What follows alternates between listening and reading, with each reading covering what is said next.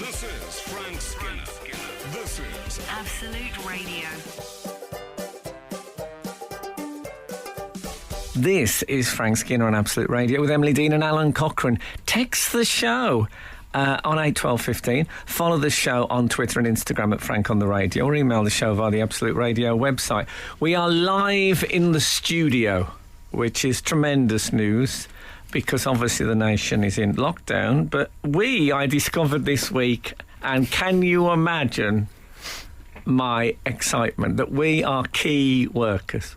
Mm-hmm. Oh. We are key work. I've got a letter in my tote. I spoke with the German Chancellor this morning. Got letter, got letter, in tote. And a letter in the tote that says I'm a key worker. If I'm stopped on my way to the studio, I can get out this letter and say, key worker body. I don't want to make you feel a bit less special, but guess what? So do Alan and I. But that's good. You know what I like, Frank? It says on our letters, the government has classified the holder of we're the holders of the letters, the noddy holders. It's really, it's remarkable. I mean, my first thought when I was notified was that maybe they should bring back the Thursday night applause. And I could hire a Palomino stallion and just go around you know when you see people in rodeos and they come out to take the applause and the horse just does those sort of slow steps and you're just waving a hat. That's what I want to do. I mean, let's soak it up. Are you a skilled enough rider of horses for that? I don't know much about horse riding. Picky about it. No, I was picky about it. No, that was genuinely a question about how good you are at riding horses. I'd get a Palomino that was impeccably behaved. It would. They're all self-operated. I think that's what you're fighting against. Yes, true. I wonder how many locksmiths have done the joke about being a key worker. I mean, they must be doing that. You'd think. Oh, man. Singers even. Oh, yeah. Piano players. Yeah. Wharf operatives. Oh, man. So, I encountered Jamie Cullum last week. Oh, yeah. And he was playing a piano outside. The definition of a key worker. Yeah. Why was he doing that? Where did you encounter him? Was he just in the street or was it an event? Jamie! No, I was interviewing him. At the train station or something. I was interviewing him. And do you know what? I thought, where should we meet? And I arranged to meet him at the bandstand in a park because I thought that's so appropriate. Oh, yeah. Oh, nice. And when I got there was a piano. His people said, hope we don't mind, but Jamie's had a piano set up on the bandstand. I thought it was for me. It wasn't. He was doing a Children in Need broadcast after. She did say, I just wanted to let you know so you don't think Jamie arranges for pianos to be set up wherever he goes. But it's a bit of why was he doing it? He just goes to keep, like some people, if they're meeting someone in a park, might take a paperback book to keep them going. No, get us a Steinway in case she's late. The piano. He was doing a Children in Need broadcast. Oh, that's very him, isn't it? Yeah. There was a Pudsey on the piano, I noticed. Who else would you say was very Children in Need? Yeah, he's a good boy. I would say... Yeah, but there's a difference between a comic relief person and a Children in Need. Interesting. Okay. Children in Need, Shane Ritchie, I'm thinking. Okay. Comic relief... I think it's a bit cooler, isn't it?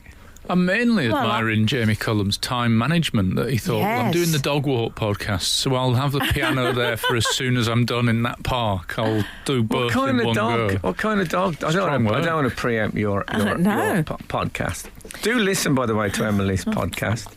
God love you. And do listen to Frank Skinner's podcast. I mean, it's a podcast first. On this radio show. Yeah. My podcast ended last Monday. So it doesn't end. Podcasts never end. Well, that's the beauty of it, Frank. They exist it doesn't ad infinitum. Got like a nuclear half-life, haven't they? Indeed. My 8-year-old did a wonderful thing. I think he might have invented a very, very good name for a tribute act. Go on. Because... there's a whole thing of brilliant tribute act names. Yeah. But he there's an advert, which I think we play on Absolute Radio, which uses the Ramones Blitzkrieg Bob. Yes. Let's go. And he loves it. So he found it on Apple Music and all that. And but he refers to them as the Remains. Oh, yeah. And I thought that would be a great, especially as, God forbid, many of them have passed. Yeah, but it would. There may be one, but the best things happen accidentally. Yeah. I always think. Do I? Frank Skinner on Absolute Radio. This morning's texting, by the way, Miley Cyrus Miley. What other celebrities, if you swap their first and last name, sound like a Dickens character? 8, 12, 15. Oh, fair play to you. Yeah, that's good. I mean, come on. We trick or treated. Did you? Yeah. Did you? Against, I think, not government regulations, but government advice. But it can be done safely. Yes. Yeah. We wore masks. Yeah. I was getting into the spirit. I was Kylo Ren, and my son was Thanos. Oh, yeah. Who is that Greek bloke at number 54. But he was fine with it. And it was. It's a lot easier to scare people this year. Yes. just turn off at their house. So that worked well.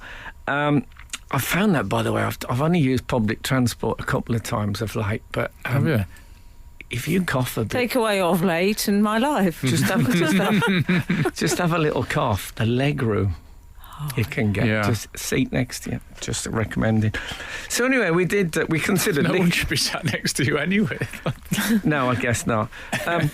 So we considered lick or treat to bring back the real terror. Oh, that'd be good. But one house we went to had an enormous a cardboard tube with a diameter, I would say, of about 10 inches. And they had that by their door, and then it went down the steps. So kids come to the bottom, and they just roll sweets down it. Oh, excellent. It was really. I felt like those. You know, those people who live in the waste pipes of major fruit tinning factories. Yeah.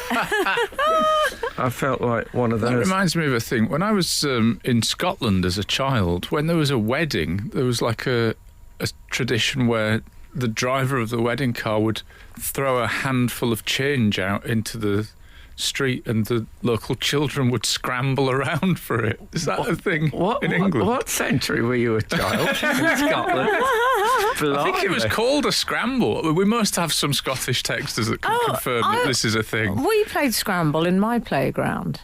Right. So with gold sovereigns or something. Just to highlight the difference in our backgrounds. No, with Star Wars cards. All right. We played scramble with, and you would shout scramble, and then you had to do it in that tone of voice. Right. And then if you got a Chewbacca, that's what I always wait. And then you just sort of all piled in. Oh, okay. Did you not play scramble, Frank? I think we played it with bread. No, I've never heard of scramble before. It's a denigrating activity. Yes. The idea is to make people crawl for things you no longer want. But I think, like, as a kid, it wasn't like that bad, because you might find 10 or 20 pence and then you could go and buy a bottle of ginger or similar. Yeah. Once you've got the dog excrement off it. Perfect. Frank Skinner on Absolute Radio. What was we just talking about off air? Well, we've had a bit of validation for my memory that I thought was wonky, first and foremost, because I just want people to know that I didn't make it up. 525 has said, "Hi team, I remember scramble. I grew up in Livingston in Scotland and it was great. Always bought a wee mix-up with the profits, which I think is like a 10 pence mixture or maybe a 20 pence. This like pick a mix? Yeah, but they would have been pre-bagged, and so it's kind of a little lucky dip. Oh, I get you. So you just pay 10 pence and you would get like 10 pence worth of sweets. Yeah. Great. Those are the days. 10 pence innit? worth of sweets. Hey, kids. Can I just clarify? You're not listening. I am, darling. That's lovely. Kids. I meant kids listening to this. They're on their devices, don't worry. Oh, yeah. Can I clarify, Some of them are in Frank? devices. Oh, that I think there was just some small differences between perhaps my scramble and Alan's. Yeah. You were saying that with your scramble, you were sort of getting rid of unwanted items. Well, it was money. It was like a cloud of coins, as I would call it. But shrapnel, essentially. Low denomination coins, yes. Because at the time, I don't even think £2 coins or possibly £1 coins existed. No, Certainly not in Scotland. No, dear. They were a bit behind on the £1 coins. Well, ours differed just in that the idea was to get rid of items, but it was actually sort of quite coveted items. And the idea was that you were you were willing to sacrifice these beloved items for the momentary glory of being the one to shout scramble. Oh. Right, so you would bring it in, and then, would there be a moment where these high-value items were hanging in the air, and then suddenly you'd be wielding it, and everyone would be staring at you, shouting "Scramble!" and people would be like, "There's a Fabergé egg in there," that sort of stuff. There's a moment on the lighthouse steps in Horror of Fang Rock when the Fifth Doctor needs a diamond. I honestly thought for a second that was some literature that I didn't know about. Oh, guess why I knew it wasn't? When I heard Fang Rock. Anyway, he needs a diamond to bring down the Routon mothership. And he takes the main diamond, he just chucks the other ones on the stairs. Like, I don't want that. So the Victorian gent who's with him scrambles after the diamonds and gets killed by the aliens. So I think there's a lesson in that. Right. You could all learn. Also, talking of Victorian gents. Oh, yeah. You earlier were... Is that your tummy or mine? My tummy, yeah. Oh, that was like the scene in The African Queen when Humphrey Bogart sits at table and his stomach starts doing that. Do you remember that? Don't know that. Okay. Talking of Victorian gents, you were doing a brilliant... Well, I thought it was brilliant. It was reversing a name and getting a Dickens character. Yeah, celebrity names. If you Your example was, Frank? Was, Cyrus Miley. Okay. Could easily be a Dickens character. What about Culkin Macaulay?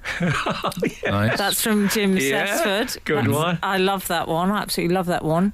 We've also got from Richard Hughes, he suggested McMenemy Laurie. McMenemy Laurie sounds to be like a very pretty but slightly too thin American actress. Right. From 2021. Yeah. I'll continue. Okay. Trescothic Marcus. Oh, I like quite that. Yeah, that's a good one. And that's from Anthony Moss. And Adam Lethbridge, one of my regulars, Little Sid. Yes, very good. Come on, Adam. That is an excellent I mean, we've got a lot example. of these, so, we will get through as many as we can. Thank you. Please, can I give you one more? Because someone else has pointed out that your name reversed sounds like you could be a sort of Huckleberry Finn character. See, Skinner Frank? To me, Skinner Frank sounds a bit like a solicitor's type place. Oh, yes. Yeah. We've also got, I do like Andy Wilson Esquire has suggested Armstrong Neil. Oh, yeah. I like that. What would Armstrong Neil be, though, in Dickens?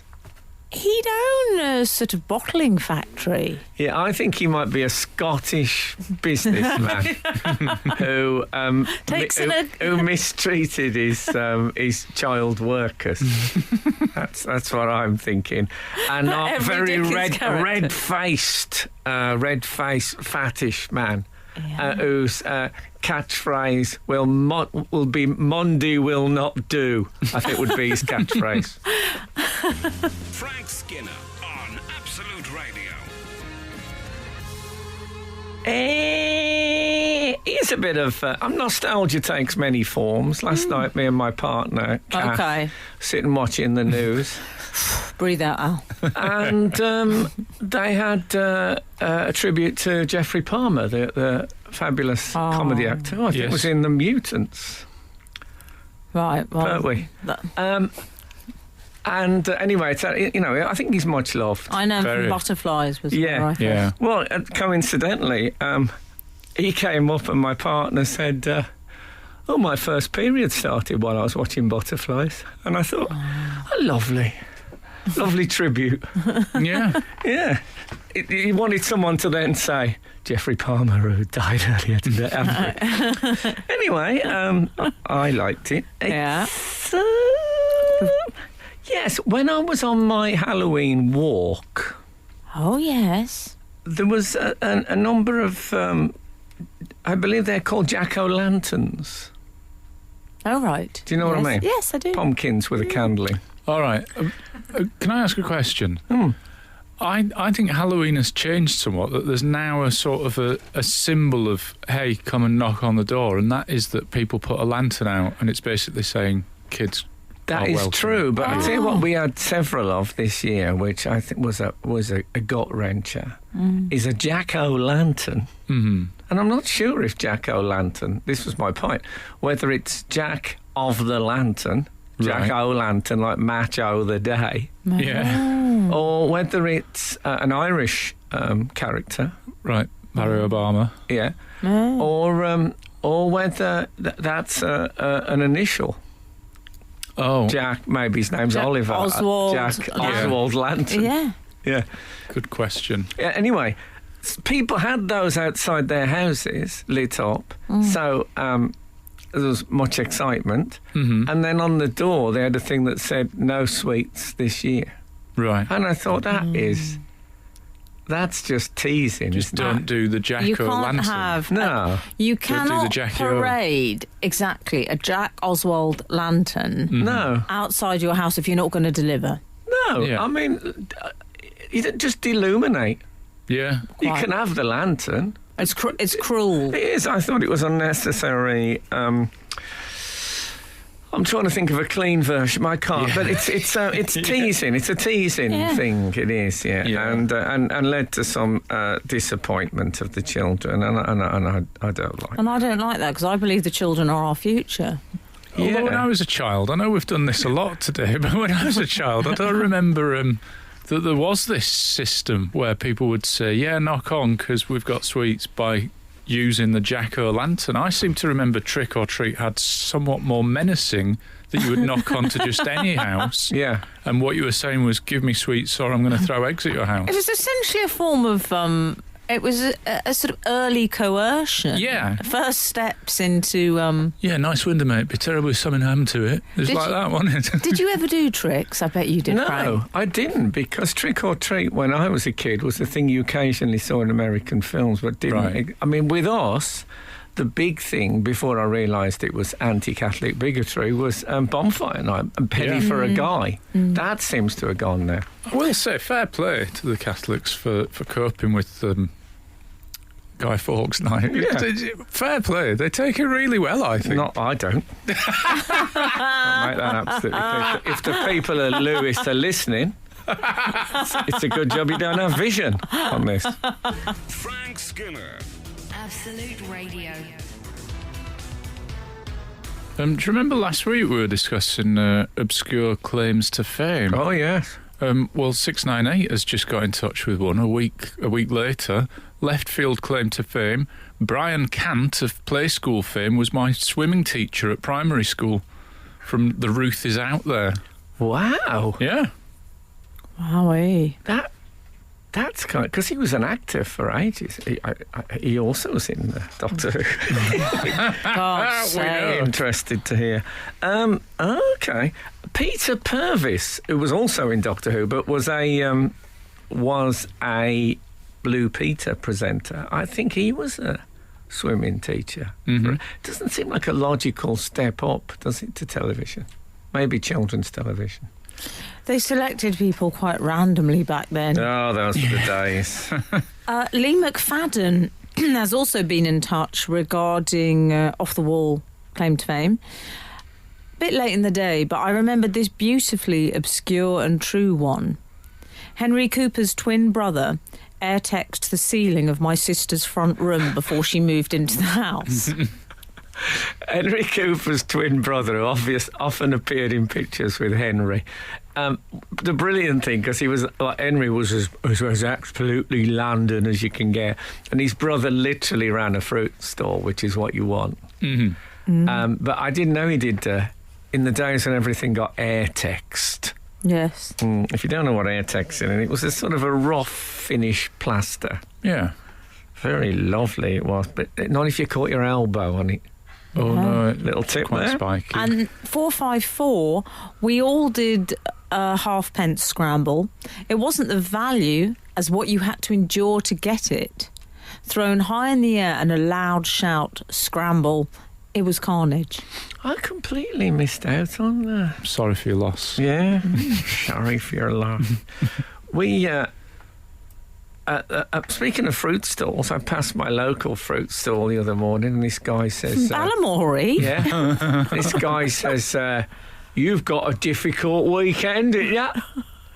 And I said... You left your Filofax open? Yeah. My journal, my private journal.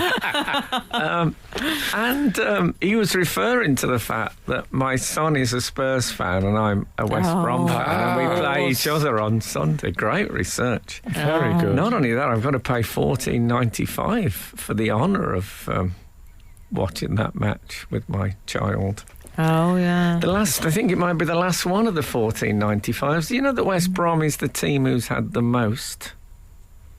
I don't know what you're talking about, except for If you watch... right. Well, of course Premier you do, because you have to pay. A lot of Premier League now is pay-per-view, especially if you're not one of the top games. And Albion will have had four of those. I mean, 60 quid.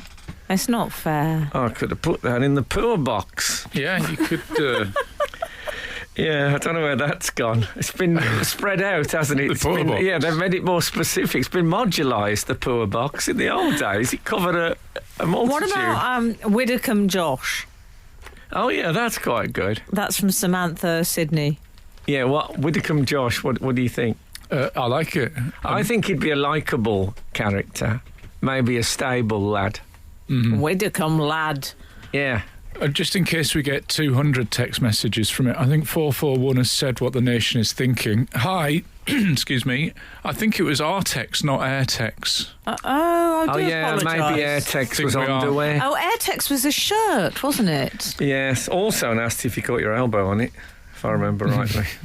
Yeah. But that's when I'd worn it for the entire summer holiday. Mm-hmm. Apologies. And when you got to week 6 of the summer holidays, it was possible to get your socks on the wrong feet. Did you have sports pants? How? I don't remember what I had. I remember having a string vest and string pants. It's fabulous. I was trellis boy. This is Frank Skinner. This is Absolute Radio. This is to the second hour. This is Frank Skinner on Absolute Radio with Emily Dean and Alan Cochrane. You can text the show on 81215. People have. Yeah. You won't be on your own. Follow the show on Twitter and Instagram at Frank on the Radio, or email the show via the Absolute Radio website. What's the percentages? If I was to say how much the contact is text, how much is Twitter, how much is Instagram, how much is email? I'll ballpark. I'll get you a pie chart. Okay, thanks. By Can I tell you a month's time. Who would be able to tell you that? Go on. In a heartbeat. No hesitation. My latest unlikely crush. Oh, okay. His name is John King. John King. He does the CNN coverage, and I have been absolutely... I've gone beyond glued. Okay. I'm obsessed by this man. I'm actually feeling a bit funny talking about him. Because that's the reason I've got so obsessed by the US elections. Has there been a US election? Oh, no. There's only one winner. Al lives in the north. There's only one winner, and that is John King and his magic wall. Oh, The so is he one of those with an election wall? The stamina of that man. one thing about, and perhaps the only good thing about the American election being dragged out so much, is watching the presenters crumble this week. They all look terror. Not John King. Oh, well. Can I tell the you... The Sky presenters are starting to hit them hard. Oh, the foundation gets thicker, They doesn't look, it? gaunt. It's difficult, though, isn't it? I feel for John them, 'cause they Gaunt. must go to bed thinking, it'll be all wrapped up by my next shift. And then they've got another shift and then another. I don't know if they go to bed. Some of them stay up all night. I know, not that I've been Googling psychotically, but I know how many hours sleep John King has had most nights. 2.5 hours. Is that all? First night. I think, and then I think he might have had 3 hours. I mean, the man is an absolute legend. He's going to be really cranky. Can I ask, just as a general inquiry, if someone said to you, "God, I'm knackered. I only had 2.5 hours sleep last night," what would you think about that? I'd think, it's made you do fractions or decimals. Decimals instead. I don't know how to bring this up, but I have to tell you, Kathy said the most brilliant thing to me. Your Kath once, right? She once sent me a text. I can't even. We were both very worried that we'd got ourselves into a bit of a pickle with a mutual friend. Let's leave it there. Okay. And we were both concerned about it. And she texted me. I'm worried about this because Kath's language is absolutely off fine. The barrack room. I can work clean. Okay. She texted me the next morning and said, "I feel so sick about this. I had 1 hour's sleep." Which I showed Catherine Ryan, the comic, this, and she said she was laughing. She said, "Why did she bother with the hour?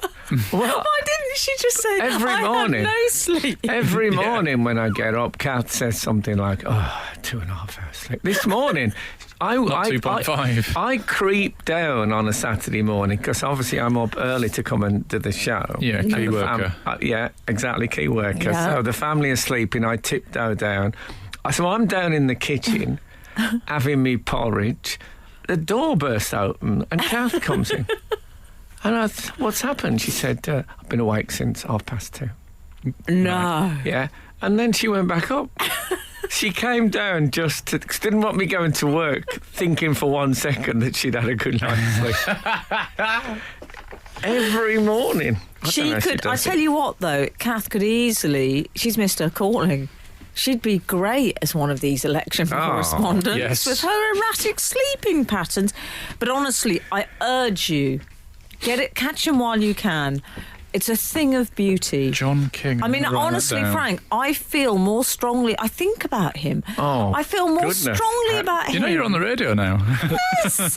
I think he won't be listening. He'll be talking about Albuquerque doing a recount. He loves his Maricopa County. He's obsessed. I would say I think about him more than either Henry VIII or Vince Cable. Does he say caucus a lot? Is he one of those? They say stuff like caucus and supreme and... He talks. He's never at a loss for words. This is why I love him. And if you reverse his names, he could fit into a Shakespeare play. King John, good stuff. Oh, Frank. Frank Skinner on Absolute Radio. We've had some fellow John King CNN lovers here. Really? Yes. I didn't think anyone in England watched CNN. Everyone does now, thank you. Not everyone. Well, no, can I tell you how I got led? Is it pay-per-view? Is it another thing that I've been priced out of? I can't imagine that would be a motive for you. Who got me into it was, who alerted me to it was David Baddiel. Ah. He's been banging on about... banging on sounds rude. Yeah. He's been... I found it informative. Tub thumping. No, he's been suggesting that he's been recommending the coverage, and they've got some weird algorithm that you can't stop watching. Well, Do you want to hear what they say? Oh, yeah. Victoria Kaplan. Hello, Victoria. I completely agree. John King looks freshly washed and fragrant after hours of election coverage. He made a boo-boo last night and got confused by the numbers Biden was ahead, between 1,700 and 17,000 in Mariposa, and he completely lost it. He got a fit of the giggles and couldn't stop. It was so endearing. That's like on Open University when the maths professors say, I actually meant 3.24, not... It sounds to me like there was a DJ, who decided he was going to stay awake for 72 hours, and they put him in a glass dome in Times Square. And he did his show live from there. Just occasionally going behind the screen to do his his personals. Oh yeah. But to do his whoopsie and the. Yeah, exactly. He done a But whoopsie. about 48 hours in, he suddenly pushed himself away from his desk, claiming it was covered in spiders.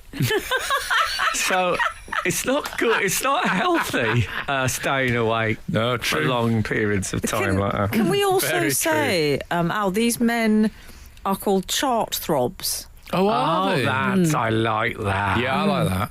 There you go. He's a chart throb. Okay, no, that's a good one. Yeah. Did you see the mayor who... No, because it's not 1972. No, but there was an American mayor, and they asked him about... he's a Republican mayor, I think, and they asked him about Donald Trump saying that that the thing was crooked. And the mayor said... You must have seen this. He said, the Philadelphia mayor, or the one who said, "Well, I think he needs to get his big boy pants on and stand up and admit it." And I thought it's a shame that, because he means trousers, of course, because that's what they call pants. Oh, and yeah. his big boy trousers is a funnier line in our country, I think, than pants, because pants is a bit. You're slightly playing to the crowd saying pants. Yes, pants will almost get a laugh on its own. Yeah. But if he'd have said he needs to put his big boy trousers on, it's got all that images of going to school and blah, blah. Mm-hmm. So I felt for him there. But in America, it probably got big laughs. Very occasionally, this show elevates to Frank Skinner analysing the comedy difficulty of being an American mayor versus an English mayor. But it was a good... Yeah, I very much liked Donald Trump's speech when he said, if you just take the legal votes, and I thought this is a reasonable point, because he's making a point that some of the things are something wrong with them. Yeah. So he's going to say, if you get the legal votes, I've won, and if you include the illegal votes, Joe Biden. But what he said, and this is so fabulously Donald Trump, he said. And if you just count the illegal votes, I win easily. He had to. He couldn't even say, okay, like most lawyers say, okay, it's tight, but, just to try and think, well, he's being fair about it. I win easily. I like Frank as well. Did you see when he tweeted? He said at one point on Twitter, did you see this, when he said... I hereby claim, whilst the votes were still going on, he tweeted, we claim Michigan, Wisconsin. In addition, we also hereby claim. Like it's the feudal system. But you just say, I claim. I've got a sort of it used to be when... In old films, if you stole someone's deeds in a cowboy film, you suddenly own their house. It was, you could just help. If you got them in your hand, it's your house. Simple as that. Frank Skinner on Absolute Radio. We were just discussing the American election. Al, what did you make of it? Because I think you was anticipating a Trump landslide. Yeah, I got it wrong. I mean, I think I got it more right than the pollsters. Well, so you'd make a good pollster, judging by that. Well, they were fully wrong, and I think I was half right. So he got more votes than he got last time. Yeah. Loads more, and loads more than people expected. People thought it was going to be a rout, didn't they, that he was gone. I mean, there's parts of me they were wrong. They would like to discover that there has been loads of fake ballots, just for the cat amongst the pigeons element. Right. Mate, I'm thinking maybe the Russian troll factory. Right. If they'd sent in load of fake ballots thing, and then they could then expose it as being, it would be quite exciting. Do you know what I think? Because they're saying now the latest, when I was coming in this morning, that's what I heard on the radio, is, that's confirmed that he's absolutely sticking to not leaving. He's refusing to concede, and he says he's not leaving the office. Don't you like that a bit? You know, the one single you, Frank. One single house in the middle of the massive building complex. You know that with the pensioner who's lived there since she was since 1938 and won't go. I do like that. With the wrecking ball as it moves to the side of it, saying, "No, I'm not budging." Well, I've often thought when I've watched snooker on the telly. Yeah. I've often thought, especially in the big games, when players concede when they need like 2 snookers, and I've thought, oh no, I'd go a lot more. Be a bit more difficult. Well, apparently they're trying to work out who's going to tell him that it might be time, when it's time to maybe gracefully, and it's between Ivanka and his son-in-law. No one will tell him. What happens if you won't leave? I mean, what?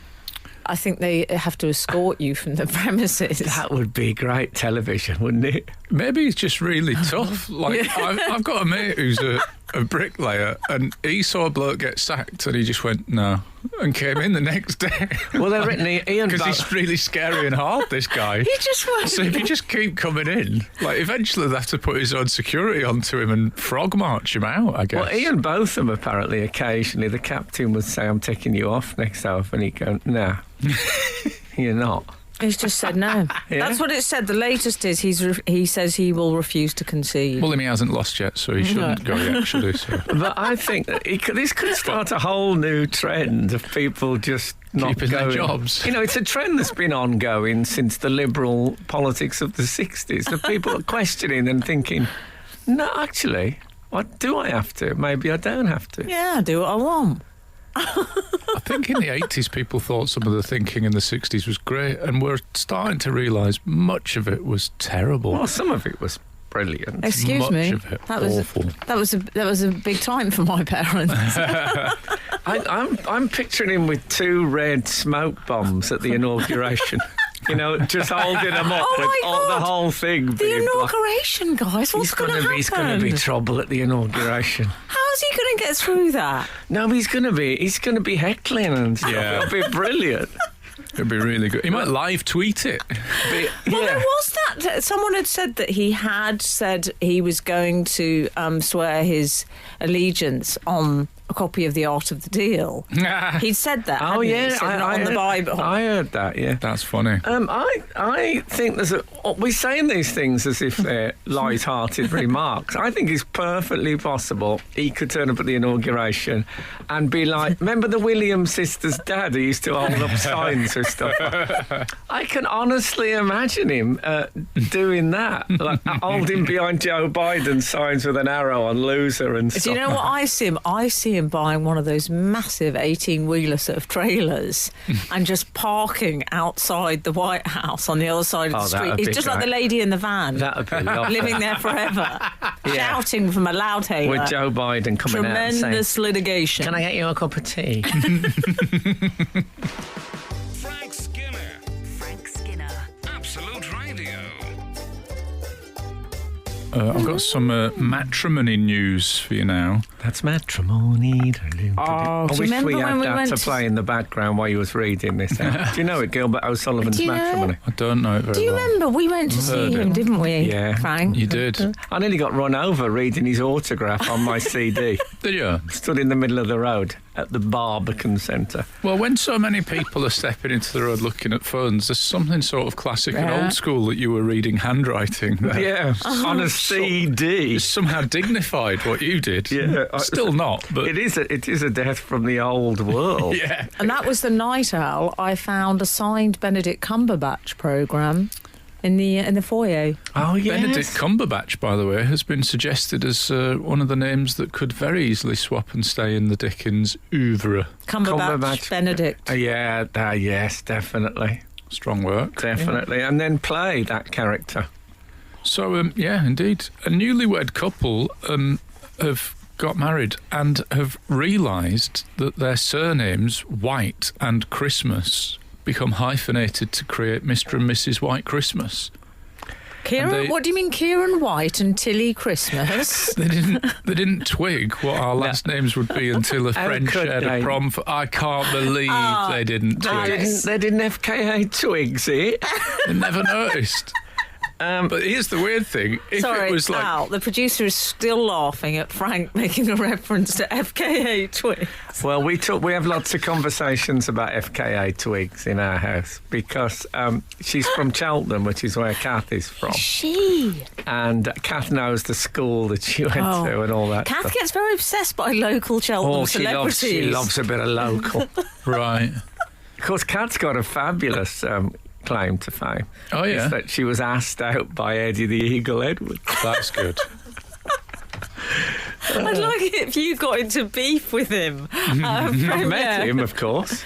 Of course, you're happy to work with them all. And it's been downhill all the way. So. Oh, Very good. That landed. So, very good. Can we return to the White Christmases? Oh, of They course. claim they didn't spot it, but they met age 12 and they've just got married at age 20. In 8 years, there was never a pause where one of them was just desperately trying to think of something to say on a date, and they went, White and Christmas? Oh, God, dude. Like, you'd think it would come in that That's moment, it. wouldn't you? We should clarify. She said that, didn't she, Al? She said we only twigged when someone else posted a photograph of them on Facebook or something. And she said for the first time it struck her. And this was a prom photo. Yeah, they wrote, didn't they? They wrote White Christmas. And she said, Yeah. it suddenly occurred to me. Come on. That could have. Tilly. Listen, we have built an entire... For years, we've been running that idiotic eureka moment when people realise true. obvious stuff much later. No. And we've all been victims. I'm no one to talk. We didn't realise until our wedding day that my wife's maiden name was Schmockran, and now she's Mrs. Cochran Schmockran. Just didn't spot it until... No, that again, that's an oversight. Yeah. What if she'd married Trevor Eve? Or Roland Gift? Oh, lovely. Oh, man. She did say as well, she said, it has been problematic in my life because, obviously there are times when I've rung up and booked tables at restaurants and they thought I was joking and they've not gone ahead with the booking. Yeah, if you say it's Mrs. White Christmas. Well, no, this was prior to meeting Kieran White. She was just Christmas. Kieran White, Well, that's a bit... 20, supermarket worker. I have a sense, wasn't there a singer called Keith Christmas or something like that? Was there? I'm looking to the producer. Oh, I think it's before her time. Oh, okay. If anyone knows, someone who had like a one-hit wonder guy called... It might not have been Keith, but something Christmas. Okay. But it's got to be the artist and not the name of the song. It's got to be in But that. I'm just saying, Frank, I can't imagine... Very specific texting. that if you said, my name is Miss Christmas... My or name Tilly is Miss Christmas. They would say, you're having a laugh. No, I'm surprised. Like the old days of, I don't know if this still goes on, when you'd phone up London Zoo and ask to speak to Mr. C. Lion. Oh, yes. And all that, people would put you onto that one. But Christmas, I don't think I'd be suspicious. Do you remember I met you wouldn't a couple... cancel Christmas. I met... no, not unless she said something very untoward. At the Brits... Do you remember I met a couple at the Brits? I can't remember their names now. And she was called, I think, Frank or Franks, and he was called Skinner. And she said that they realised that they couldn't hyphenate their names for that reason. She came over to tell me this. I felt quite guilty, I'll be straight with you. Frank Skinner. Frank Skinner. Absolute Radio. Absolute Radio. Before we return to the White Christmas story, 066 has texted, "Hi everyone, maybe Trump will just sit on the roof, refuse to leave, like those guys you've seen on the news that are protesting planning from the council or something like that." Yeah, that's what it I think is. that's a very nice observation. It's possible. Yeah, like rooftop protests, of course, is it's a prison tradition. It is. Yeah. Fathers for Justice, he could put on a Batman outfit, Yes. get on top of the White House, bump into Brian May, just getting ready for the inauguration gig. There's all sorts of possibilities, but it will be great if he won't go in many ways. Yeah. Oh, speaking of White Christmas, by the way, how many other hit records with whistling in can you think of? What? As instead, the good, the bad, and the ugly. I know you're a fan of whistling in songs, but you're not a particularly big fan of Elbow, but their song Lippy Kids has whistling in it. Oh, is that right? Yeah. Jealous Guy, I'd say, is one of the... Oh, lovely. Does The Good, the Bad and the Ugly have whistling? Am I just imagining that? Oh, yeah. Oh. Do, do. Ding, ding, ding, ding, ding. Wait for it. Ooh. Oh. Yeah, I don't know how they do that. But I thought that was the one he did the film with, Every Which Way But Loose. It was the orangutan. Oh, yeah. Little part. Clyde. Why was he called Clyde? Why is anyone called anything? No, Clyde is a weird name, Frank, for an orangutan. Well, Come on. It seemed to... Yeah, I think I was going to be called like Giggles or something, but Clyde. By the way, this woman who got married, Tilly Christmas. Yeah. She spoke. You get a lot of stories about proposals. It's a whole genre of strange tales. It is. And they were next to a fountain. That spoke of as if it was a famous fountain, but I didn't know it personally. And he knelt on one knee, as is the tradition, and she hadn't noticed, so she walked off. Yeah. And left him still there. And I then got to thinking, if I saw someone kneeling by a fountain, I'd assume they were being sick. That was my first thing. And then I thought, what does that say about you? Well, you know. Well, exactly. And then I thought, if you were sick into a fountain, would it be taken up eventually into the cascade? Good question. Yeah, 8, 12, 15, yeah. There must be some fountain engineers listen to this show. It's got Or some that very heavy drinkers that might know what happens if you're sick into a fountain. Yeah. Think about the New Year when the fountains used to be a gathering place. I hope your partner isn't listening to this bit of the show. Why? Well, she's a bit phobic about Oh, she these doesn't things. like the vomiting, it's true. Oh, fair enough. Frank, Daniel Skipsey has said, I hate... Skipper! Sorry, I don't know why I did that. Skipsy, yeah. Skipsy. I hate whistling, but Sitting on the Dock of the Bay has got some in. Are you familiar with that? Oh, he always has. Yeah. Yeah, actually 660 has also suggested sitting on the dock of the bay. Frank, you've got a good whistle, you see. I can't really whistle. I haven't got I can't do those two-fingered, shrieking whistles that people I can do that. Oh, okay. I knew you'd do that, But Al. I can't really do the good football manager whistle where you don't use your hand, you just do that. My Boz asked me, my 8-year-old asked me to teach him to whistle recently. It's really... Yeah. I don't know. Quite nuanced. It's quite a hard one to get across. We did quite well on swinging without being pushed. That seemed to work quite well. But whistling, I mean, I don't know where my tongue is and stuff like that. You know, my tongue has a life of its own. Yeah. As you can tell by some of the rubbish I speak on here. Anyway, if anyone has got a nice, easy explanation, I'd love it, because at the moment he's just blowing air out. Frank Skinner on Absolute Radio. This is Frank Skinner on Absolute Radio with Emily Dean and Alan Cochrane. You can text the show on 81215. Many have, many more will, I suspect. Follow the show on Twitter and Instagram at Frank on the Radio, or email the show via the Absolute Radio website. Okay. I got excited because I think there's a great example of whistling in a song, which I'd forgotten. 489. How about Walk Like an Egyptian? Oh, God, I can't remember the whistling. Come on. I can, but I can't whistle. Oh, that's frustrating. Can you hum it? Do do do do do do do do do do do. Oh, yeah. Oh, yes. Is that Frank, whistle? can you do Is it? that whistling? Yeah. Okay. I tell you what I used That's to do. it. I used to do in snooker halls. I must have told you this before. I'd start playing snooker, and they're very. Well, I don't know what they're like now. I've been in one for ages, but always very quiet. I used to go in them a lot, and I'd be playing the shot, and I'd just casually to myself go, just the first bit of the Some Mothers Do Anthem theme, and then leave it, and within 2 minutes you'd hear. It's absolutely infectious. It's got into their souls. Fun game. Yeah. Do you know, I've Possibly always slightly heard... more rewarding than actual snooker, which is devilishly hard on a full-size table. Al, I've got to say something, though. Good for the social distancing, though. Obviously, this doesn't apply to you two because I feel nothing but platonic love, immense love, but it's very firmly platonic and never strays into love lane. Well, you've got to say this, but, you know... But I have a real... I don't know, I come over a bit curious. Men playing pool does something to me. Oh, yeah.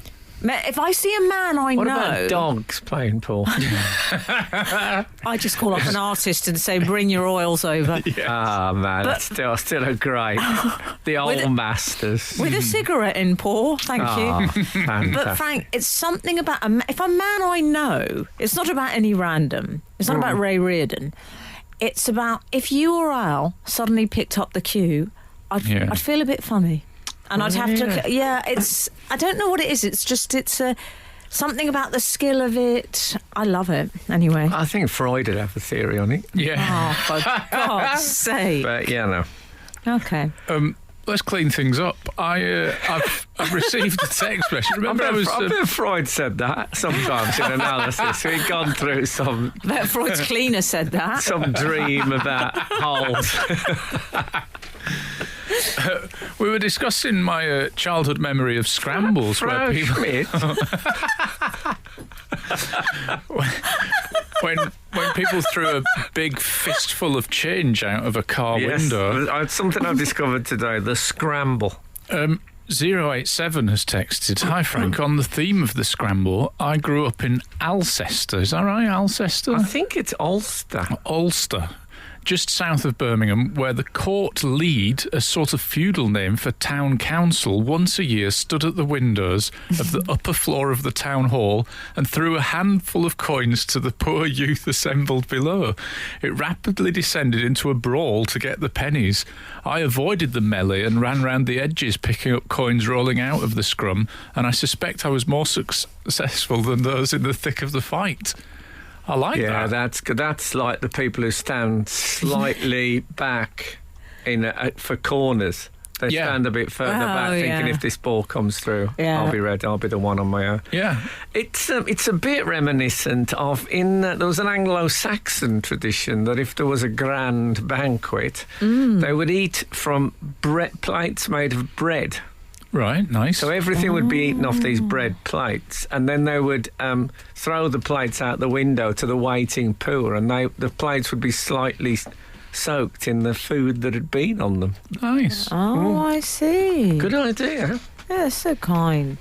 Let's bring it back. We might be glad of it. 2021. Frank, 107. Yeah. This is Dave. We always used to sing "Talk Like You" from Tipton instead of "Walk Like an Egyptian." I'm sure you can relate to that. Tipton. Tipton is... I used to do a regular gig in Tipton at a place called the Pie Factory. Is that near you? It's a Dudley-ish place. The thing always used to be that there was a lot of rag and bone men in Tipton, and that you would see a small terraced house with a horse on the lawn. That was. But that was the tradition. Whether it's actually fair, it's probably been gentrified since. I don't know. Yeah, I would be astonished if that had happened to Tipton. But I believe it's the home of Stevie Bull. Oh yeah. Lovely. Hence the song "Stevie Bull's a tatter, he wears a tatter's hat." I think we'll have to leave it there. That's the first line. Frank Skinner on Absolute Radio. We're getting a lot of texts and emails telling us songs with whistling in them, Frank. That's more than I thought. Me and Julio down by the schoolyard, good whistling in a cracking song. It is a brilliant song. Do you know it? No. That's from Mark. I'm on my way, I don't know where I'm going. It's a bit that goes... Whistling on the radio, always popular with the listeners. There isn't I hear many shows where they could just whistle the links and nothing would be lost.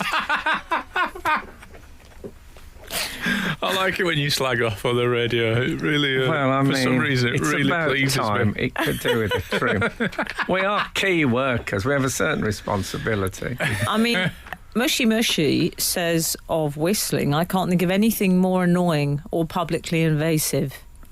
Yeah, Well, I can, Mushy. Thank you. My partner feels like that about whistling, coincidentally. Well, when people whistle in my house, I tend to go, outdoor. Do you have outdoor voice with the... Outdoor and indoor voice, Yes. yeah. And I Do you think do that, whistling is an Frank? outdoor noise. What does that mean? Oh, well, he doesn't do it. You know. Isn't that the thing with children? You say, no, use your indoor voice. Yeah. No, I like... I've always been a big fan of shouting in the house and out. How do you feel about room-to-room shouting? Because that does my head in. We have many arguments about that. Kath saying, I can't hear you from in here!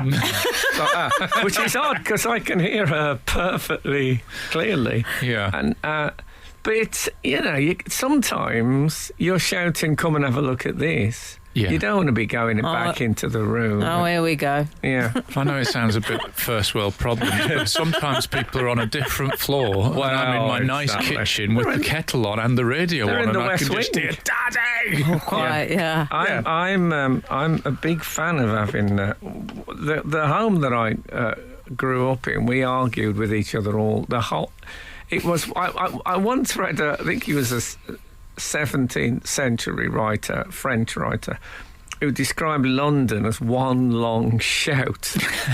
And that's kind of what my childhood was like. We all just shouted at each other. So when I started going out with Kat, she'd grown up in quite a quiet, orderly house. Right. So we had an argument, and I went to shout in early. She looked like I'd, thrown the sofa through the window. Yes, that's interesting, because I think I grew up in the Skinnerian. That was very much my vibe, as I'm sure won't surprise you with actors.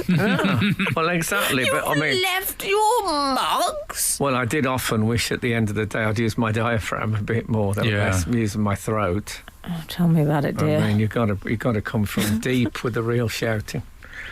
And of course, one of my great pleasures as a small child was to go to the top of the garden quite late before I went to bed and shout as loud as I could for about 5 minutes. Oh, yeah. Must have been what fun do you think for the that was neighbours. about?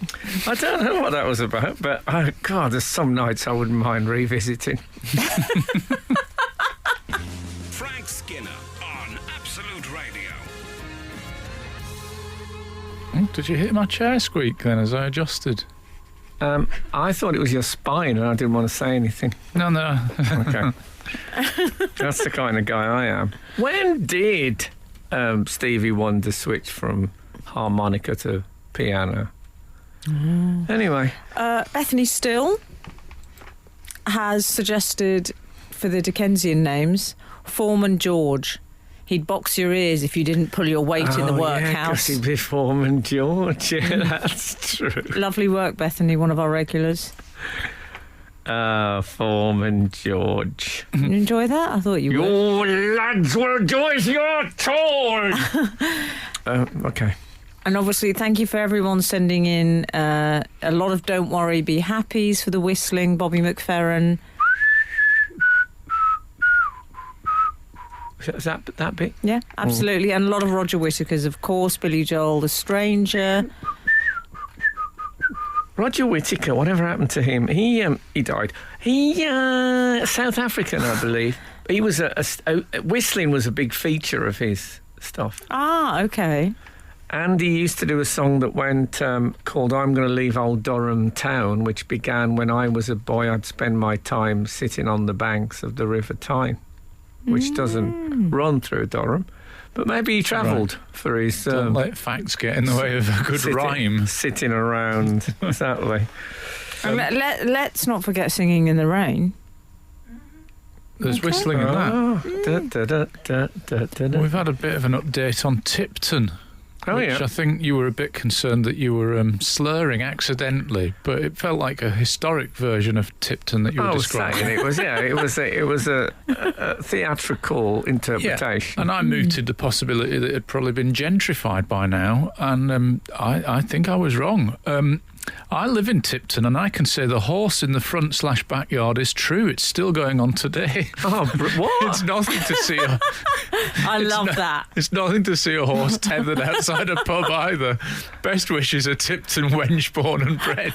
I love this Tipton wench. Fantastic. Do you think that'll be Donald Trump tether his horse to outside the White House? Yeah, when he's parked up. Has he got a horse? He seems more He ought limo to. than Porsche. I know doesn't he? he's not an animal fan because he was the horse first president not to keep an animal as a pet in the White House. Right. What did he keep? I mean, let's not go into that, dear. Let's not go into that. But he said, no, I did respect him for that. He said, I'm not going to buy a dog. I think there was pressure on him. He said, it'll look phony. He said, I can't walk it. I can't walk that thing. How would that look? I love the fact that he was in his 70s and became president before he worried about looking phony. Have you seen your tan? But in fairness, that wasn't his thing, and he wouldn't have it imposed on him. So I quite like that he said, I'm not. Oh, there's a lot to Whereas like. Traditionally, steady on, mate. Whereas Emily with the pro-Trump comments. No, I'm just saying, if someone doesn't want a dog, fine. I'd rather that than they got it and didn't like it. As opposed good to shout. some former presidents, no names mentioned, have got dogs and then sent them back. Oh, right. Yeah. I mean, Ronald Reagan had Lucky, who was huge. Oh, really? But I don't know everything about this. Go to the White House Presidential Pet Museum if you'd like to hear more about this. Thank you. Well, an online thing. I recently bought a dog as a wedding present. And I said a dog is for life, not for the white Christmases. This is Frank Skinner. This is Absolute Radio. Oh, I wanted to let you boys know something, which is Christmas is coming. You will be getting my list soon. I've been checking out Gwyneth Paltrow. Are you aware of this, boy? She has a website called Goop. Oh, God, yeah. Yes. I mean, it's... Excellent news. It's I would say radio shows where people sit around chewing the fat about the week's news. Goop has been a tremendous facility. Well, it's much mocked, isn't it? Much mocked. For being sort of It is. unscientific mumbo-jumbo. In a way, Yes. it was before its time. It's very 2020. I think also she's now she was an actor, but she calls herself a wellness entrepreneur. She's still an actor, isn't she? She is an actor, but she's a wellness entrepreneur as well. I like the wellness entrepreneur thing. Do you? Yeah. Well, I'm looking for a fallback plan now that comedy's closed. Is that down. what Dean Gaffney was? I know he's well odd. You could be a bloody mindedness entrepreneur. All right. Yeah, I'll take that. No, you're a well-odd entrepreneur. So they do this sort of Christmas guide. Yeah, they bring out things. The holiday guide. They're gifts, really, Exactly. aren't they? And they're gifts for the rich. I think it's fair, for and by the rich. And in the past, there's been some sort of controversial personal items and the like. Quite. Yeah, smelly But, candles and such like. Yes. But you know what? I got a soft spot for Goop. I think it's because I really like her as Pepper Potts. I like Gwyneth, and Yeah. I loved Chris, and I actually respected the conscious uncoupling. Yeah. But Yeah, what a night that was. toilet paper costing £34 called number 2. Discuss. To be fair, I think it's dollars. Oh, you're right. £34 would be ridiculous. Is it dollars? Can we check this, please? Is it dollars? I think it is about. Yeah. So in the end, it's only about 25 quid a roll. Okay. Yeah. And it's Simon Cowell, as you know, I think I've told you this, my best fact about him, black toilet paper in all of his toilets. Insists on black toilet paper. Don't know how I feel about it. I don't know how It makes me sick. about that. I don't know, for some idea, for some reason, I'm getting After Eights in their black envelope as an image. Do you know what I'm getting, Frank? I'm getting gone to the toilet in an 80s restaurant, had to use a napkin. Oh, no. And by the way, you say that it prices people out, but there is an under $100 section, which obviously I went straight to. Yeah. After a brief glimpse at some of the more expensive stuff, there's a $38,000 mattress, on there. But if that's a brilliant mattress, Well, it's and you're a multi-millionaire, why not get it? Who was it we did on the show once? Was it? a rapper. Was it Drake or something? I think it might have been Drake bought a bed that was Well, the $38,000 mattress, I clicked on it because, you never know when we might need a new mattress. every 10 years, mate. On the advert, they didn't have bed clothes on it. And then I thought, I suppose they want people to know. Bed clothes. Yeah, I love the phrase bed clothes. See, when you say bed clothes, I think of Frank in his top cap pajama top. But I call them bed clothes as well. Yeah. You actually dress the bed. That. I would call it bedding. Yeah. What do you call it? The trouble is that... Valance sheets. Sir Patrick Valance sheets. That's when bedwetting then becomes a major issue. Yes, doesn't it? if it's 38,000. Yeah. Whereas Well, normally... let the dog on it. The dog was on the picture on the 38,000. normally bedwetting something you can laugh about the next morning, but not on that. Not on that. God. I was a bedwetter. Do you think these are toilet rolls that people... We're just going to go straight past that moment. I thought it was for the best. Where would you like to take to it? expand that? I mean, Are you done? Is this therapy or broadcasting? No, I'm just saying I was a bedwetter in childhood. Thank you. Oh, in childhood. Yeah. That's a bit route one bedwetting. I think Frank was talking about in alcohol, isn't he? Yeah, I'm talking about in my mid-30s. Oh, God. Childhood. Come on. That's a default bedwetting. First time I've ever been shamed for not wetting the bed in my 30s. Well, it's... Extraordinary show. Anyway, I never did it on a mattress. Well, there's a lot of it about... Have you ever seen a mattress on waste ground that doesn't have a stain on it? They don't exist. Is that one of the textings? Have you ever seen one in a bedroom? No. That's why they have to wear clothes. Frank Skinner on Absolute Radio. Hey, I've been vindicated again. 398. Oh, Al, bed clothes for sure. Bedding is what you put down in a stable for a horse. I think I've vindicated. How do you know that's not where I sleep? Thank you. Al, you've been checking out Goop. I love to hear this. Have you seen the absurdly expensive item on the Christmas gift? Can we move on? Before we move on, Sure. Don't you think there is an argument? I think there's a great deal of waste in the toilet paper business. Mm-hmm. There certainly is in our house. This is a debate I've had many times with my partner. Mm-hmm. Don't you think if you were paying 25 quid for a roll, you'd be a little bit more folding, let's put it that way. A bit more frugal with it. Yeah, a bit more frugal sharky. I'm slightly more concerned about this is a debate I've had many times with my partner. Or do you stand outside the toilet saying how much paper are you using? When I see like an enormous amount of paper in the toilet, I just think that's waste, and I don't like waste. Well, you're correct. It is waste. Yes. No, but I mean, and I think you would acknowledge that no human being needs to go into double figures on the sheetage. So Speak for yourself. I think there's an argument for this. I'd also I'd like to know if people throw these toilet rolls at polo matches. Because what happened to that tradition of people throwing toilet rolls at football matches? It was absolutely central. It definitely stopped before fans were stopped. It wasn't that COVID has killed it. It stopped a decade ago. It was very much the sort of pitch invader era, wasn't it? You used to see like the goals. It used to get threaded in the netting. There'd be a goalie standing there, and it'd be encased. Toilet roll apart, and it just stopped. And it's not a harmless. It's not going to hurt anybody throwing a toilet roll. Bring back toilet rolls. Yeah. You think it's a health and safety issue? You think that's what stopped it?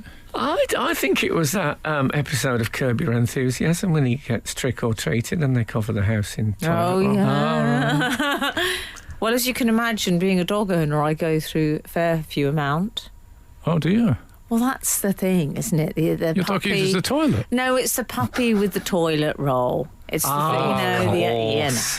my dog does like a toilet roll. I see. Not black. I'd like to buy the white Christmases for Christmas. I'd like to buy them a chamber pot, which when you pick it up, it plays Christmas number one. If any of their friends are listening, you can have that. Go for it. So we should talk about there was a gift there that was I was going to say $2,000, but it's $2,000 essentially, $1,995. Did you see this? I had I've got a little bit of a block on that particular price because I was overwhelmed by many of the prices. It's a Ouija board. Oh, the Ouija board. Ouija board. Glitter Ouija board. Hand poured, glitter bombed acrylic. Yeah, I had a look in my my family spreadsheet, and we've only got $1,500 for a Ouija board this year. Oh, well, it's been a tough year. I'm sorry to hear that. The designer should have called me. It's designed by Edie Parker. And at first I looked at it and I thought, and then I realised to my horror I do own an item by Edie Parker. Yeah. I'm not going to tell you how much it costs. Cool. It's a clutch bag. Oh, I was hoping you were going to say it was like a crystal ball or something. She specialises in occult accessories. Edie Parker, it's named after Jack Kerouac's wife, I believe. It was called Edie Parker. When you said Edie Parker, yeah. I thought that rings a bell. There you go. Fancy. Anyway. Ouija board. Yeah, I like that Gwyneth's brought out a Ouija board. Now she's still Mrs. Iron Man. Yeah, I thought you lot weren't fans of the old. No, occult. it's fans. I've told this story. Also, doesn't like Guy Fawkes Night, and he doesn't like Ouija boards. I don't like Ouija boards, especially glitter. Seems inappropriate for the deceased. It has, for me, I'm a traditionalist. Speak for your own family. It has to be. It has to be. Dress in muted colours. Excuse me, my family were all about glitter up there. We know what the dead like is what? Ragged Hessian. That's what. And Frank. I tell you what else they like: Puritan shoes, Puritan buckle on the shoes. Yeah, it's but you've got to. I mean, that Ragged Hessian is there. That's what I call the deceased chic. Anyway, and thank you so much for listening to us this morning, and I hope you'll all be gathering around your tellies for Spurs Albion tomorrow. And think of me. Think of the. We're back to some good old-fashioned shouting in the house. Okay, so if the good Lord spares us and the creeks don't rise, we'll be back again this time next week. Now get out. This is Frank Skinner. This is Absolute Radio.